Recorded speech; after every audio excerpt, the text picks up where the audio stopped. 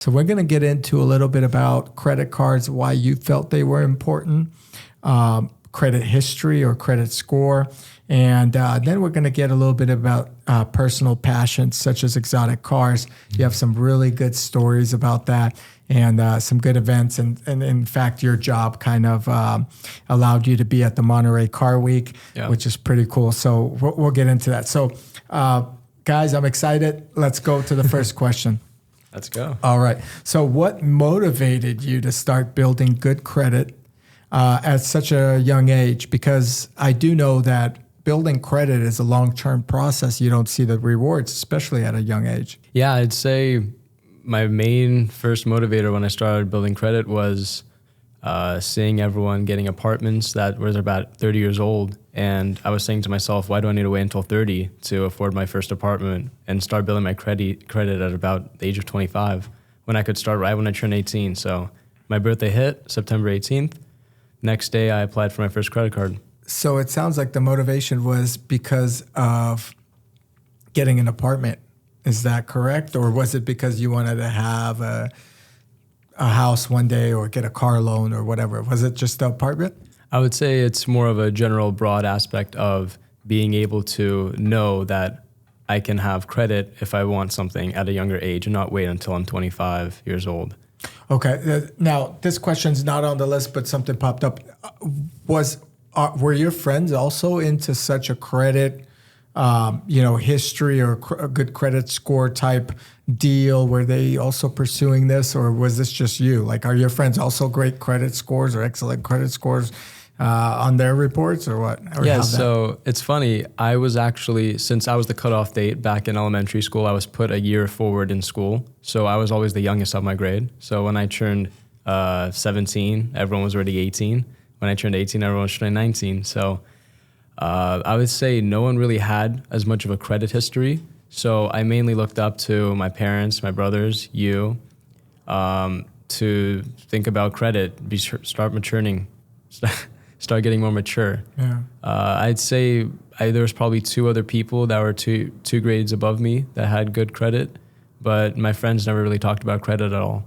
What about now? Now that you do have good credit, and we'll get into that a little bit later, but now that you have good credit, is this a conversation that kids around your age even bring up, or are they talking about girls and cars?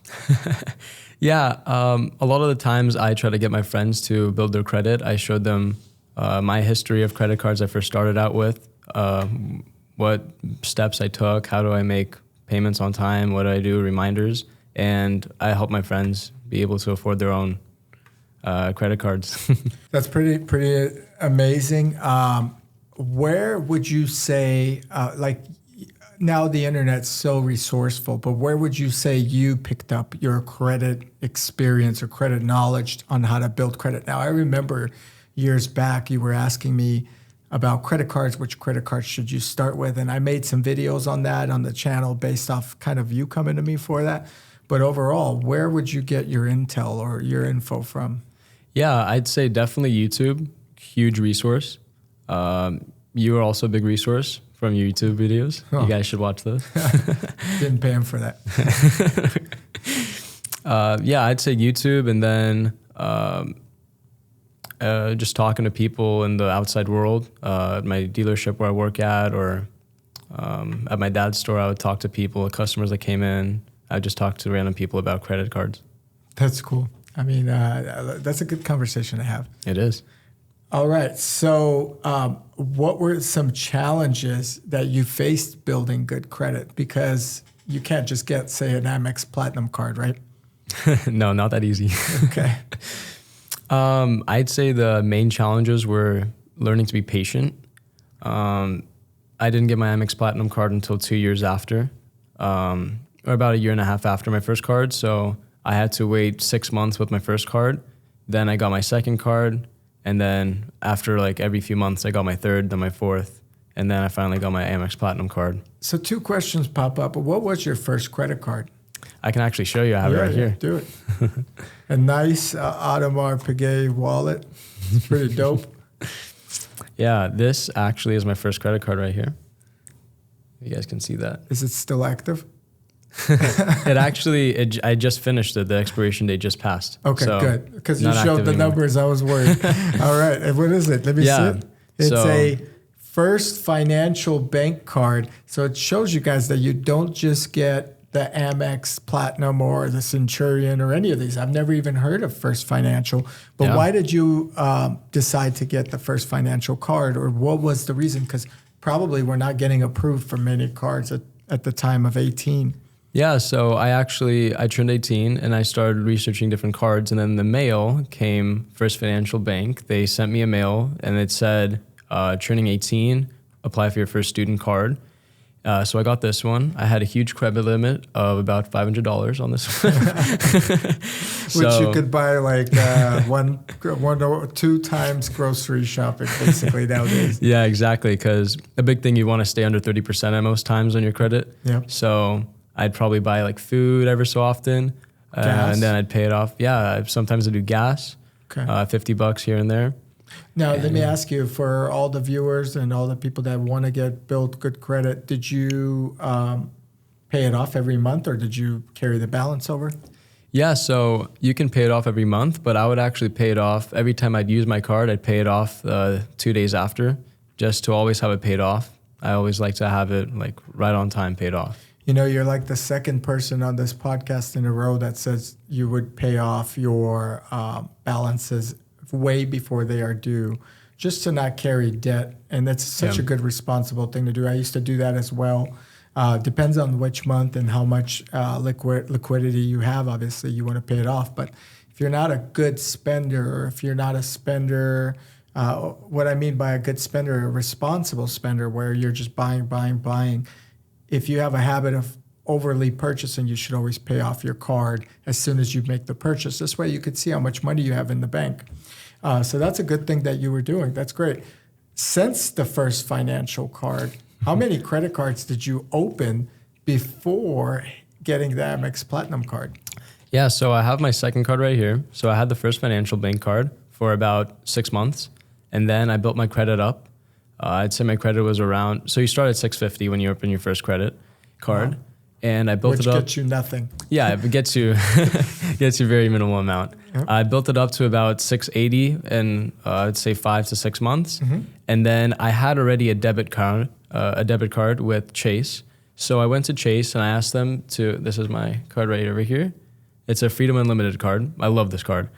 And I went to Chase and I went to the teller and I said, I'd like to apply for my first Chase credit card. I have a couple years of history with my savings account with you guys. And then they recommended me the unlimited card. Wow. So Chase was the second card. That's pretty impressive because they're, I would say, the biggest financial institution. Oh, they're huge. And that's a great card to have. And the Freedom Card doesn't have any annual fee, which is nice. Yeah. Did the First Financial? I don't think so, right? Yeah, so none of the cards except for the Platinum had annual fees. Smart. So one thing we could tell to the viewers is if you're going to apply for credit cards and have a lot of them, you should definitely get credit cards without a fee. Definitely. What's the point of paying for it? Yeah, also low APY. Yeah. APR, annual percent rate. Yeah. Right. And then I'd say my second card was this one right here. It's a Discover card. This one's a strictly student card. I had that card, guys. That was one of the few cards I've had before my journey to Centurion. Oh, that's cool. Yep. And then my next card was this Venmo card. The Venmo credit card. That's an interesting one. Yeah. I get Venmo payments all the time. So they always ask me to open it up. Have you used that as a credit card before? Yeah. So the thing is, my Chase and Discover, and also I'll show you guys this one, my Credit One card, they all gave me about 2,500 credit limit, so pretty low. But my Venmo, which I opened up before the Credit One card, gave me a $5,000 limit right off the bat. Oh, wow. Yeah, so Venmo, they, from my experience and from my friend who I recommended Venmo to, they gave both of us huge credit limits while the other ones really didn't. Is it a Visa card? Yes, so it is a Visa. It's a Visa. It's run by a Visa. And if you have a Venmo account, there's an easy button right on the app. You just press apply for credit card. This is not an advertisement. They're not paying us. So, but yeah, that is easy to apply for. Did you ever get the Apple card? Yeah. So I actually. Oh, wow. Did you see me pulling that up? No, I didn't see it pull it out. So this is the Apple card right here. If you guys can see that. Yeah. So this is actually my second Apple Card. My first one, I applied as a co-signer under my dad's name on his Apple Card. And then I'd say about 6 months ago, I applied for my own Apple Card. Congratulations. And you were approved? Yes. Instantly? I was approved. Yeah. Wow. It was pretty easy for Apple. What's the limit on the Apple Card? My Apple one is about, I would say, 5,000. It's pretty good. Yeah. So you've got like a few cards that you're raising a high limit, and you're not spending that much, so that your spending ratio is very low, and you're paying them off in time, which shows great payment history. Yeah. My Apple Card limit, I think, is 40 or 50,000, which is pretty insane. And as far as my experience with Chase, I did have the Freedom Card myself as well.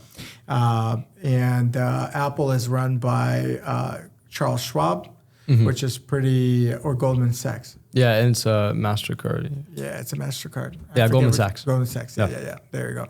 And they're pretty nice. I think the relationship there is not as solid based on some articles I read, so I don't know if they're approving people, but I'm still glad you got approved for the card. And I actually like the Apple Card too.